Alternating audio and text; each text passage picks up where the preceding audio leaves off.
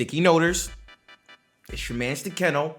And yo, we just got a pretty dope live stream. We finally got to see the summoner. We learned more about the Harbinger update coming. And then on top of that, we heard more about the fishing. I mean, look, I think it goes back to what I was saying before. It's been a transitional period right now for Ashes. Yes, sir. So last time, told you, your boy was level 7. We are level 9 now, working. Yo, just to touch on this really quick, I do think it's possible for us to have a wipe going into the content drop in November. I'm not sure if we will, but I think it makes sense, but I digress. So, starting off, the summoner, bro. I'm not gonna lie, the summoner looked pretty lit. The summoner has 3 pets. We have the Guardian, we have the Hunter, and we have Mystic. Starting off with Guardian. Guardian is gonna hold your threat. So that is gonna be your tank. And every time it attacks, it accumulates more and more threat. Love that. Then we have the Hunter, that's gonna be your ranged melee DPS. And then we have Mystic. Yeah, that brother's starving.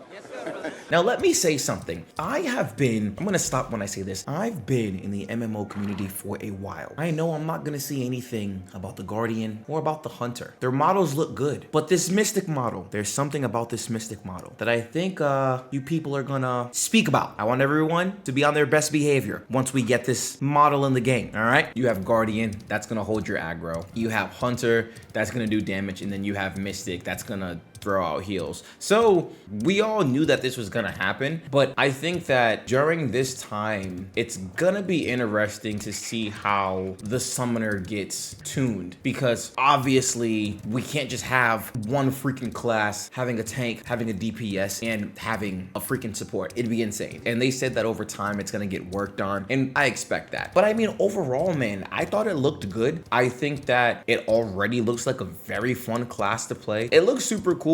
I think there's going to be a lot of different ways to play the summoner. So I'm excited to see what can be done with that. I know you guys are going to yell at me, but I'm going to say it. And they even touched on this. What does it look like with augments? I want to see it with augments. And Steven had said that as well, right? Obviously, those summons are going to look different when they're paired with different classes. I really can't wait for that. Overall, I think the summoner looked dope. We know the class resource for the summoner is Essence. Essence is going to be used to command your summons, right? If you've been playing Ashes for a bit, I think you know how the class resources go. Literally just by playing, just by being in combat, you're going to build up that class resource, and you're going to use it by doing your rotation for your kit. Quick surprise as well, we are getting the summoner early, September 30th on the PTR. If that's something that you want to go check out, and make sure you go check that out for sure.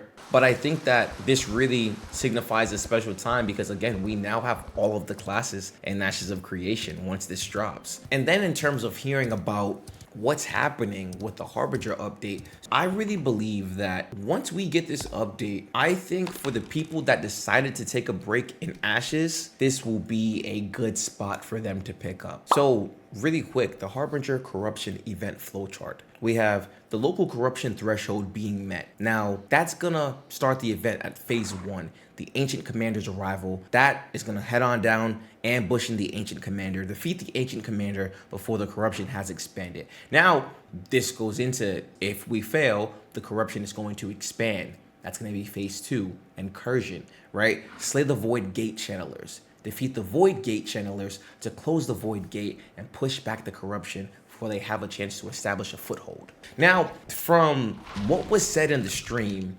this could take a few hours. Phase 1 and phase 2. Phase 3 is where it gets crazy. We could fail phase 2, allow the foothold to be established, and this is where this can take a few days. Build a coalition outpost to help push back the corruption and craft heartwood infusion crates.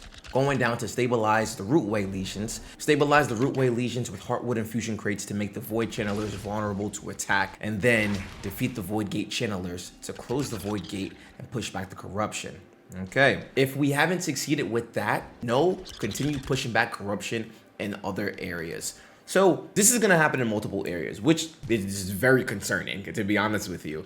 But if we do succeed, we get to phase 4. Slay the ancient commander. Defeat the ancient commander to conclude the event. Again, man, just from the information that we got, fighting the commander isn't going to be anything freaking easy, dude. It's gonna be a hassle. They were even saying that if everything goes right, we can work our way through the event. Bro, but if it hits the fan, we can be in this event for a month. And I think that, number one, there are good and bad things that can come along with that. My main concern would be just keeping people engaged to play in that way, right? If people get on, is that what they're gonna wanna do? This event sounds phenomenal, but we know how people can kind of put off events. Yeah, I don't want to do that. I don't want to do that. The corruption continues to grow. The corruption continues to grow. Also, I didn't even add in, this entire event is going to be lawless. So this isn't just a big PvE event. It's all PvX. So you could be trying to do something. You and your arch nemesis could be working together, and then you could be freaking getting attacked by a level 5 because they want to jump in, right? And they want to have fun in the party. Not a level 5, but you get what I'm saying.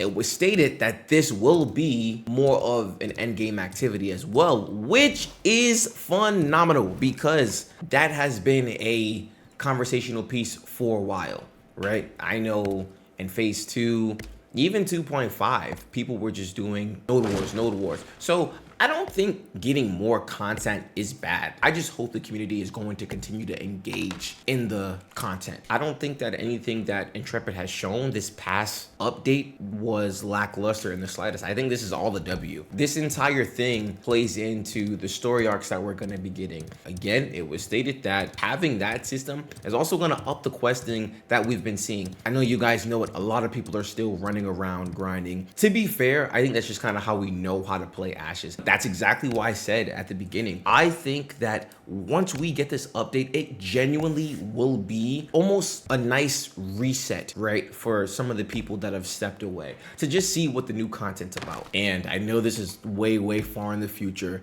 but I think we're playing this sort of like your traditional MMO where it's like you get your class, you're going to play. The 64 classes is really going to change things. Everyone is going to be different. You see a bard out right now, it's like, all right, like this bard can do the same thing as that bard, you know? So, but that's probably nowhere near soon. So don't even worry about that. We also heard about fishing. Bro, so this is what I mean when I'm like, oh, like it's a transitional period, because I think that it's like we're trying to test Ashes, but I feel like it's so tough because we're testing things, but the game is like ever evolving. You know what I'm saying? So I don't know. I feel like, again, it's just kind of, it's tough. I think some people are looking at it, and I know they shouldn't be, but I think some people are looking at it where it's like, well, yeah, you know what? I'm not rocking with this right now. Oh, I didn't even mention we're getting a new POI coming with the Harbingers. That's going to lead to a full-blown dungeon. I will continue to say that the dungeons are phenomenal. I love the dungeons in Ashes, really do. They're very immersive. They are literally and metaphorically easy to get lost in. We talked about the sport fishing as well, and the craziest takeaway for me at least is that we'll be able to put a harpoon on our ship, shoot it at another ship to slow that ship down. So again, I think there are just so many things being added into the game, and we're just watching it come to life. And it seems like with this live stream that we are on the upswing of things. They addressed some of the things going on in the community. They talked about the economy, and it was stated that the economy should be in a better place compared to phase 3 and 2.5 come November. So again, all of these things